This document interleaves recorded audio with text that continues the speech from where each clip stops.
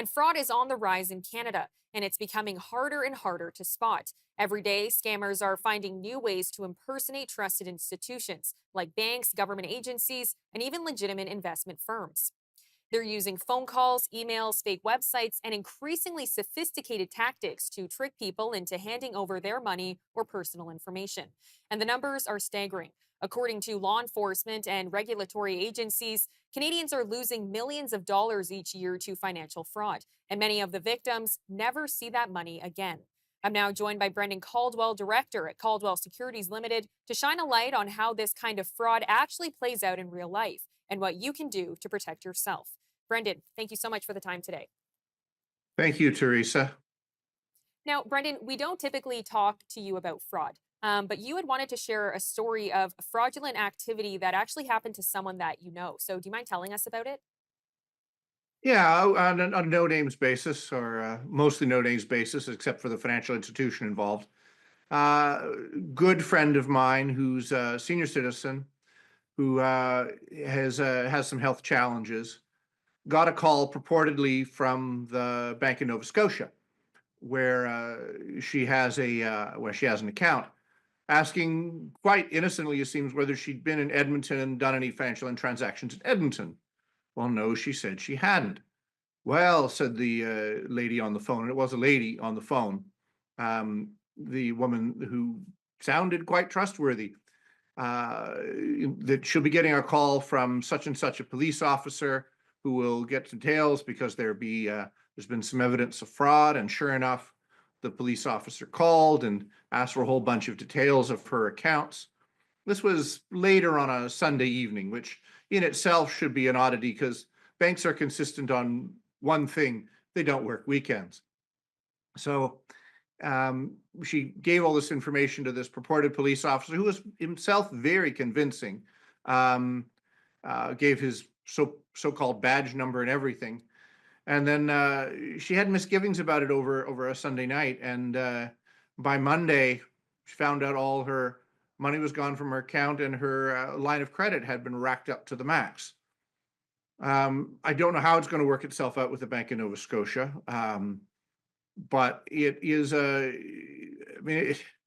real push has been on in terms of these frauds to up their game to beyond robocalls or email messages to actual real human beings, or perhaps they're AI that sound like real human beings, um, delivering a very convincing 1-2 punch of the bank and the so-called police, calling to make you feel insecure and thereby give up all the information that had been secure up to that point beforehand. And Brendan, that's honestly a heartbreaking story. And the problem is it happens too regularly now. So what should anyone do when someone calls them and tells them that they have been compromised? Well, I would thank them for the call, ask to take down their name and phone number, and then, or if you really think it's legit, if you think there's any chance it's legit, take down the information. If it sounds even halfway off, it's not legit.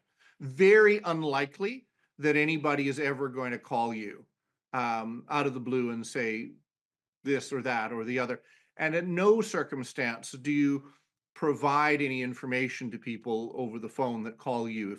If they're initiating contact, it's likely a problem. Because if they're calling from the bank, they already have all your information anyway. They don't need you to provide that to them. Um, but if you really think it might be legit, thank them very much for their call. Write down their information, and then just call your regular banker. Um, and if you get a call on a Sunday night, it's not from the bank.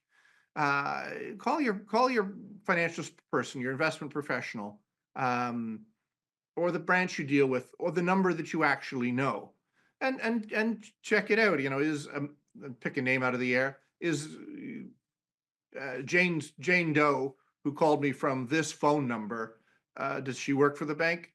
The odds are 99 to 1 that she doesn't. And again, nothing needs to be done so urgently. If you have been compromised by a something in Edmonton that has nothing to do with you, well, that's the bank's problem. It's not yours. If you give all of your information over to somebody and they clean out your account, the bank's going to maintain that it's your problem, not theirs.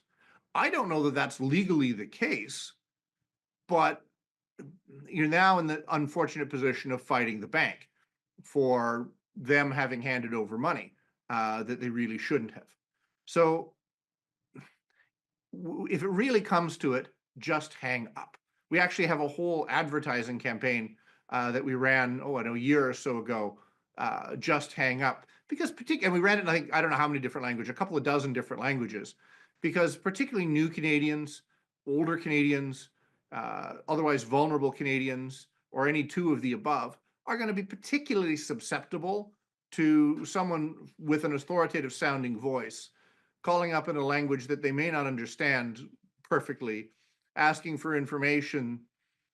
It's probable, in fact, it's probable enough that there's a whole industry around it, that people will hand over that information. The And right answer honestly, 99% of the time is just to hang up. well, and Brendan, the advice that you're giving is so important because we live in such a fast paced environment that people think when they need to answer the phone, they have to deal with it right away. But there's nothing wrong with hanging up or saying, you know what, I'll give you a call back later, writing everything down, and then going back and calling your institution. Sometimes it's just taking that second to think about, you know what, maybe something wasn't adding up. This seemed a little weird, and just removing yourself from the situation. But I want to ask you about dealing with an investment firm. We know that you're regulated by the Canadian Investment Regulatory Organization. Now, we've heard stories about companies say that they are part of the organization, but they actually aren't. What should we look for? Well, again, this is a slightly different circumstance where someone's calling you out of the blue, as both registered and unregistered investment professionals will call someone out of the blue and ask if they can be of help with their money. There's nothing inherently wrong with that.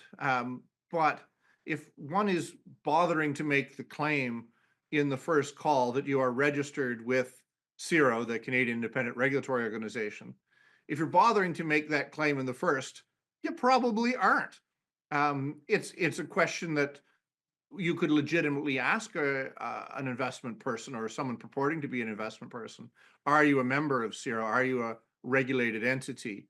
And it's an answer that question can be answered, but it's a strange thing to actually begin with. So if someone's beginning by insisting how legitimate they are, that's a pause.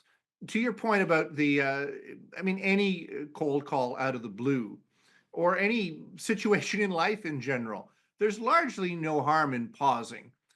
In interactions, both personal and professional, taking a moment to pause, to think about it, to call back, is probably going to end up you in better stead than if you just reacted. Again, personally and professionally, but with investment matters, doubly so.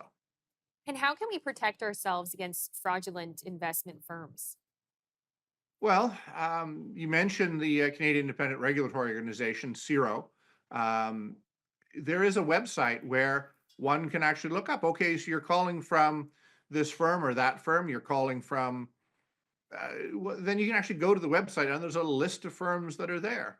And if they're purporting to call from such and such a firm, you can call that firm and say, hey, does John Smith or Jane Doe actually work for you? This is the number I got. This is the information they had. And I mean, if you like what they have to say, there's no harm in dealing with them if you've actually checked it. But realistically, the large majority of the clients that have come to our firm have come because they've seen us out in public and have called in to us. They've been referred by someone who's been happy dealing with us. Referrals or using one's own initiative tend to be a better source in financial services and other things than just a cold call out of the blue, particularly if someone is insistent on saying how great they are before the questions have even been asked. Well, Brendan, this is such an important conversation, and thank you for taking the time to unpack it with us today. So, thank you. Thank you, Theresa.